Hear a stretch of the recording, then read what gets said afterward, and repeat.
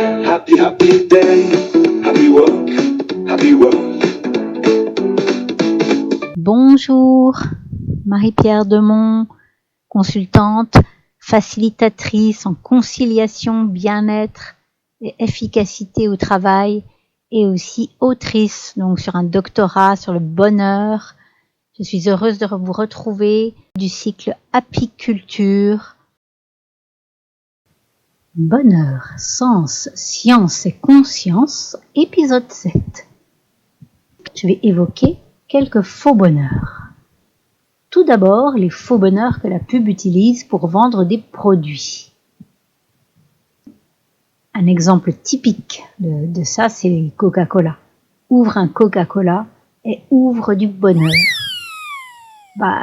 Oui et non. Hein. Déjà, si on n'aime pas le Coca-Cola, ou alors ça va nous donner, même si on l'aime, ça va nous donner de l'addiction, du sucre, etc.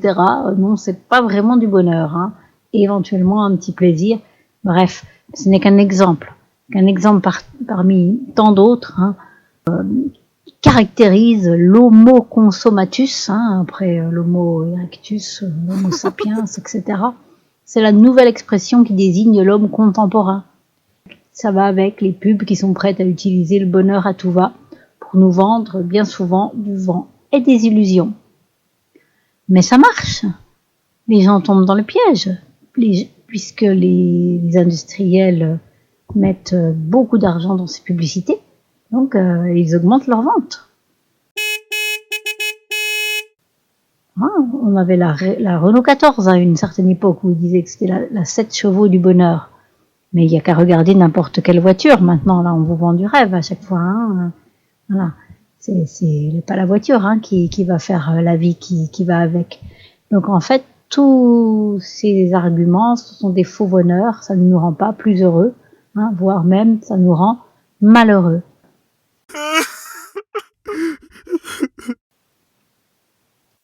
De la même manière, le bonheur ne s'achète pas en pilule. Hein.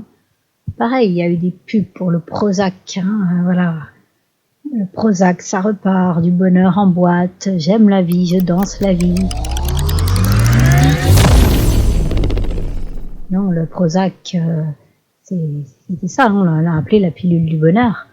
Mais non, ça peut, dans certains cas thérapeutiques, ça peut peut-être faire du bien. Mais en aucun cas, ça nous donne du bonheur. Deuxième famille de faux bonheur, c'est le bonheur différé. Quand on regarde l'histoire du bonheur en France, on voit le poids des religions parmi les freins du bonheur. À une certaine époque, on disait que le bonheur était au paradis. Pourtant, les gens ne croient plus qu'ils sont influencés par un bonheur au paradis. Mais toutes nos organisations, en fait, ont été quand même trempées là-dedans. Hein.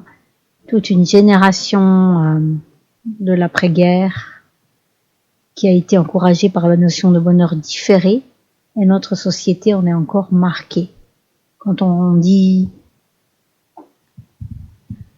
travail dur à l'école pour avoir de bonnes notes, pour avoir un bon travail, ou alors travail dur au travail pour gagner un bon salaire, pour te payer de bonnes vacances, mais pour avoir une bonne retraite et pour avoir quoi ?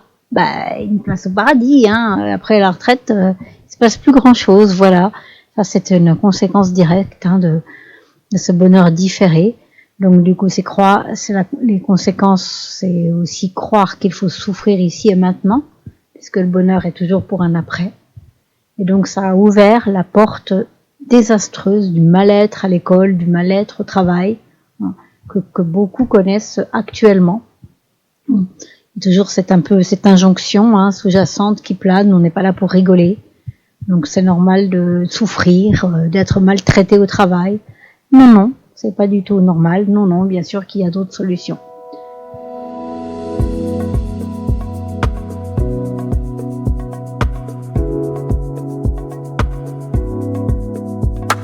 Et dans cette notion de bonheur différé, et en croisement entre la notion de bonheur différé et le bonheur de l'avoir, il y a croire que l'argent fait notre bonheur et qu'il faut passer sa vie à courir après.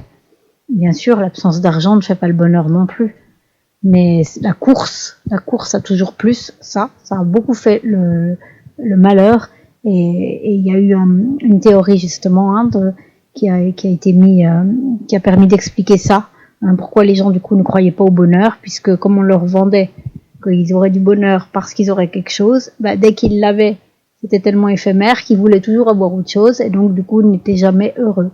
Ça, voilà, tout ça, ce sont vraiment des croyances qui ont effectivement la course à l'argent, elle a entraîné l'ascension d'un homo economicus heureux, qui est une illusion qui nous amène à toute cette société malade actuellement.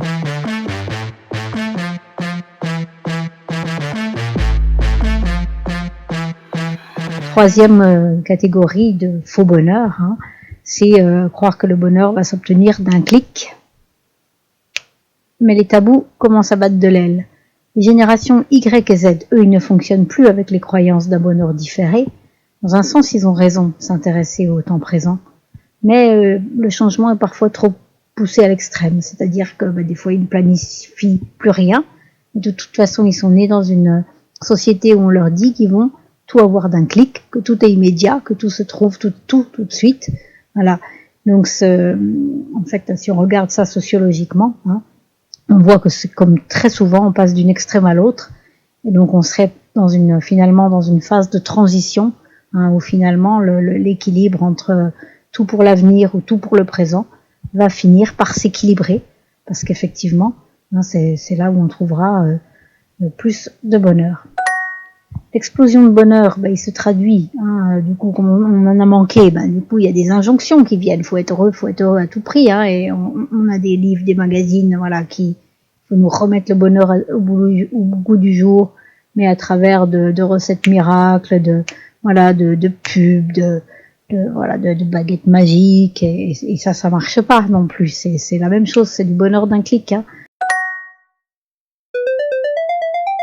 Et ça permet de manipuler encore plus les gens. C'est pourquoi moi, et tant d'autres, nous proposons de mettre à niveau du grand public et du public des travailleurs les avancées de la science, parce qu'on sait maintenant, bien sûr, qu'on peut concilier bonheur et performance au travail. Et que c'est pas que la performance elle est aussi faite parce que les gens sont heureux et pleins de ressources, pas parce qu'il y a de la misère, de la souffrance, du mal-être, de la maltraitance. Et pour ça derrière il y a des outils, il y a des méthodes. Par exemple, il y a aussi un ingrédient du essentiel du bonheur, ce sont les relations. Or certaines personnes n'en ont plus. L'isolement augmente. La qualité des relations qui est dégradée, des personnes isolées, des personnes seules, des divorces, et voilà. Et à ce niveau, rien ne viendra un clic, les gens attendent que tout vienne d'un gouvernement, d'un patron ou d'un sauveur. Non. Ça vient venir de la responsabilité de chacun à les gérer. Voilà, et cela touche effectivement bien sûr les jeunes aussi, à l'heure où on peut être en lien avec n'importe qui, avec l'explosion des réseaux sociaux. Cela ne rime pourtant pas avec explosion de bonheur, au contraire, le harcèlement s'est multiplié.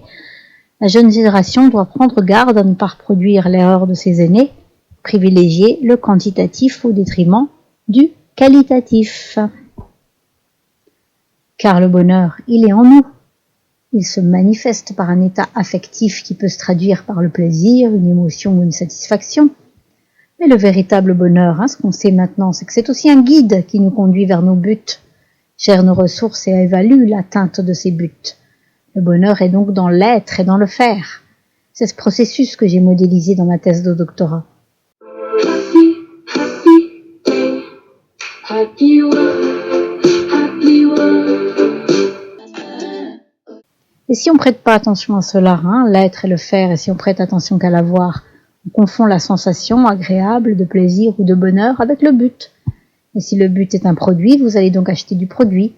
Et à chaque fois, vous croyez acheter du bonheur et vous n'achetez que de l'illusion pure qui va à l'encontre du développement de votre capacité intérieure à vous laisser guider par le véritable bonheur, celui qui guide votre vie. C'est pour ça qu'il y a des mécanismes à apprendre, car on a omis de nous les apprendre à l'école. C'est pourquoi moi j'aide à présent les adultes et les jeunes adultes depuis 10 ans sur ces mécanismes indispensables qui nous aident à passer, entre autres, de la survie à la vie, à gagner en liberté, en bien-être, en efficacité et en autonomie. Autrement dit, le bonheur, il faut quand même l'apprendre. Voilà, donc je vous invite à me retrouver à vous abonner à ma page sur YouTube ou sur Spotify, ou encore à ma page LinkedIn, et n'hésitez pas à me contacter pour avoir des formations ou des prestations adaptées à tous les sujets que je propose. Merci de votre écoute. Aujourd'hui je À suis bientôt. bonheur. Aujourd'hui je suis bonheur. Aujourd'hui je suis bonheur. Tiens, il fait soleil aujourd'hui. De toute façon je chanterai même sous la pluie. Happy, happy day, happy work, happy world.